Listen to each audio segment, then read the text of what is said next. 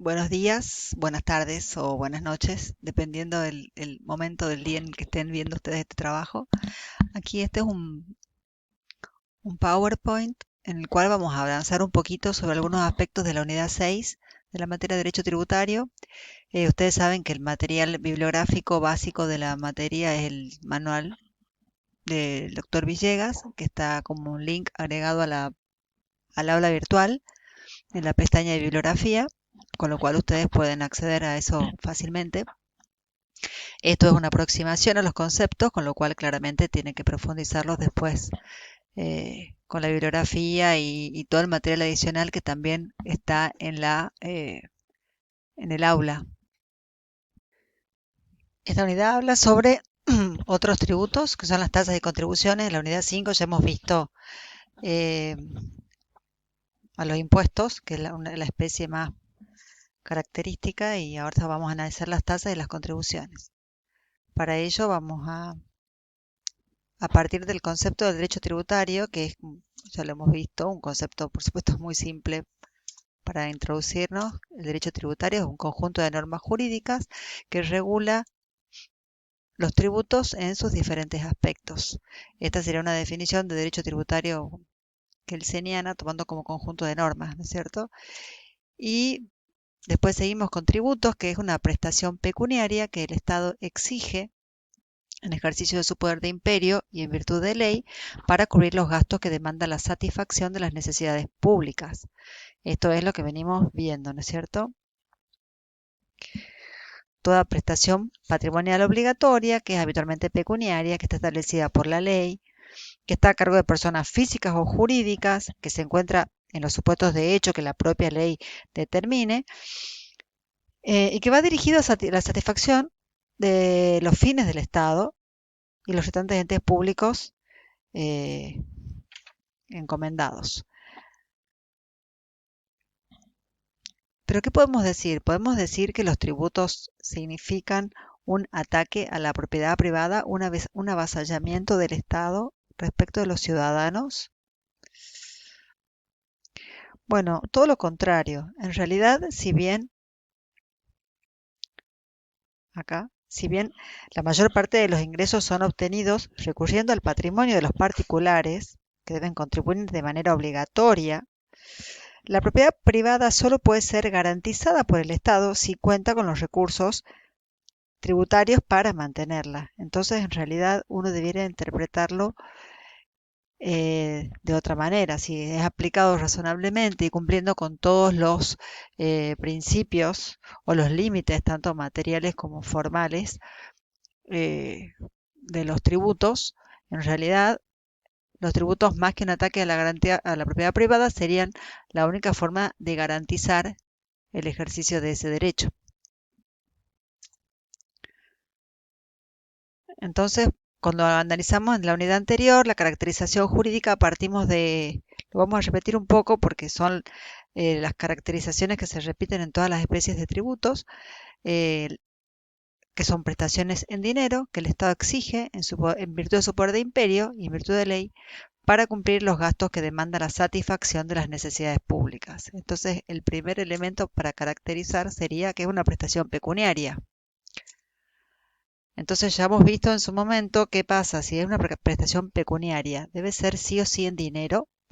¿Qué pasa si es en especie? Es factible que la obligación tributaria sea eh, pagada, digamos, o sea, cancelada a través de especie y no de dinero.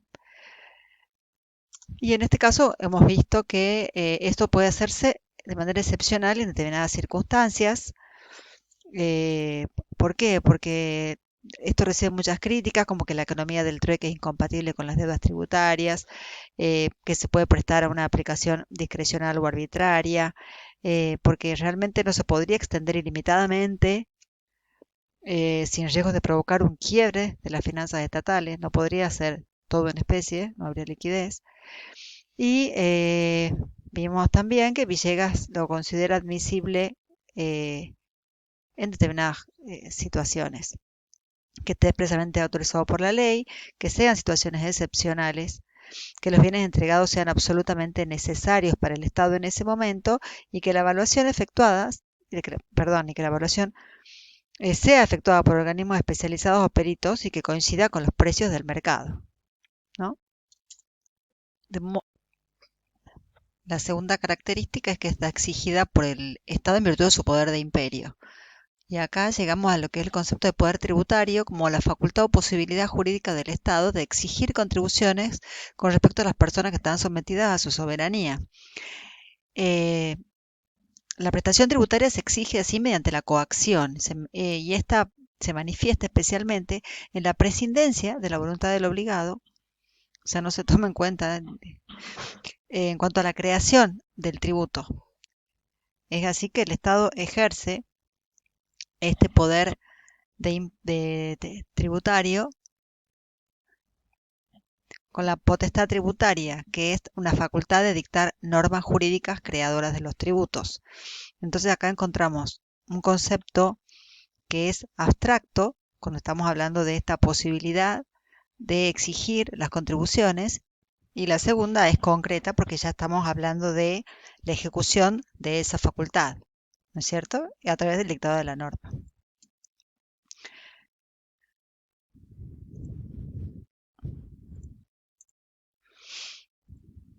¿Cuál es el tercer elemento característico? Que son creados en virtud de ley. No hay tributo sin ley previa que así lo establezca, lo cual significa un límite formal a la coacción, que es conocido como el principio de legalidad o principio de reserva de la ley. Eh, Están destinados a cubrir los gastos que demandan la satisfacción de las necesidades públicas. Y acá ya hemos visto, cuando hemos visto en la unidad 5, que el objeto esencial es fiscal, es recaudatorio, pero no es el único. También puede perseguir fines extrafiscales como son los protectorios de promoción, de desaliento. Constituye un importante elemento de regulación económica.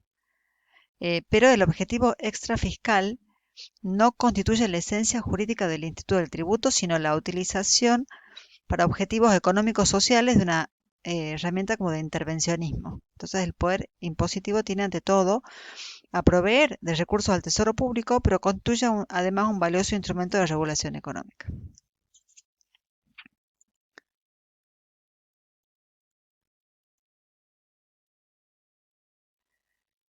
Hemos visto cuáles son las especies de los tributos, que son tres: los impuestos, las tasas y las contribuciones especiales. Tributo es el género, y son estas tres especies. Al impuesto lo hemos visto en la unidad 5 y ahora vamos a abordar el tratamiento de las tasas. Cuando hablamos de tasas, hablamos de prestaciones tributarias exigidas a aquellos a quienes de alguna manera afecte o beneficie una actividad estatal. Hay autores que conciben la tasa con sentido restringido, es decir, que el hecho imponible involucra prestaciones individualizadas a sujetos determinados.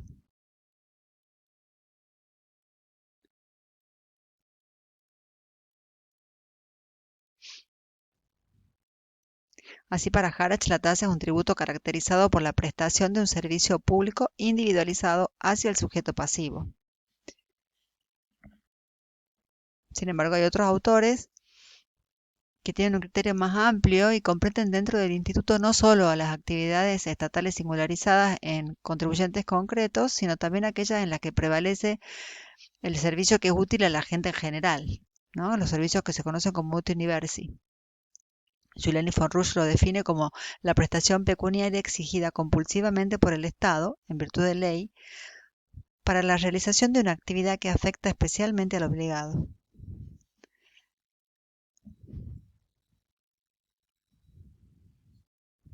¿Cuáles son las características de las tasas? Las características de las tasas son básicamente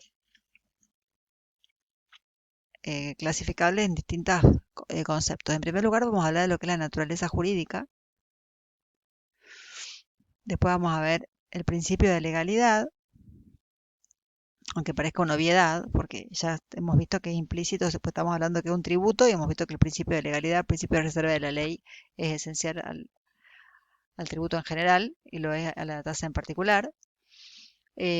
cuál es la actividad, qué se entiende por actividad efectiva, cuáles son las teorías con respecto a eso, también cuál es la prueba de la prestación, si estamos hablando de que se paga por una prestación del Estado individualizada en un contribuyente, habría que ver quién debe probar que la prestación se realizó, eh, qué pasa con el destino del producido, cuáles son las teorías al respecto, sobre la divisibilidad o no del servicio y cuál es la diferencia que tenemos entre la tasa y el precio. Esos son algunos de los aspectos que vamos a ir desarrollando en esta unidad. Entonces, en primer lugar, vamos a ver lo que es la naturaleza jurídica del tributo. Nosotros hemos dicho que el tributo son prestaciones obligatorias, el Estado lo exige en virtud del poder de imperio, están establecidas por la ley. Lo primero, poder tributario, que ejerce a través de la potestad tributaria y lo establece por ley, que es el principio de legalidad. Acá tenemos que la tasa tiene la naturaleza jurídica de ser un tributo y como tal responde a todas las características detalladas anteriormente sobre este instituto. Ahora, cuando hablamos de la actividad, esta de ser efectiva, el hecho imponible está integrado como una actividad que el Estado cumple y que está vinculada con el sujeto obligado al pago.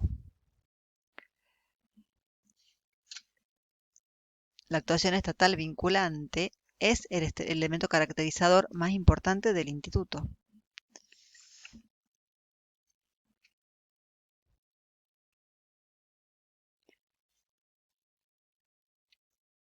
Sin embargo, el alcance del servicio es lo que da lugar a algunas discrepancias.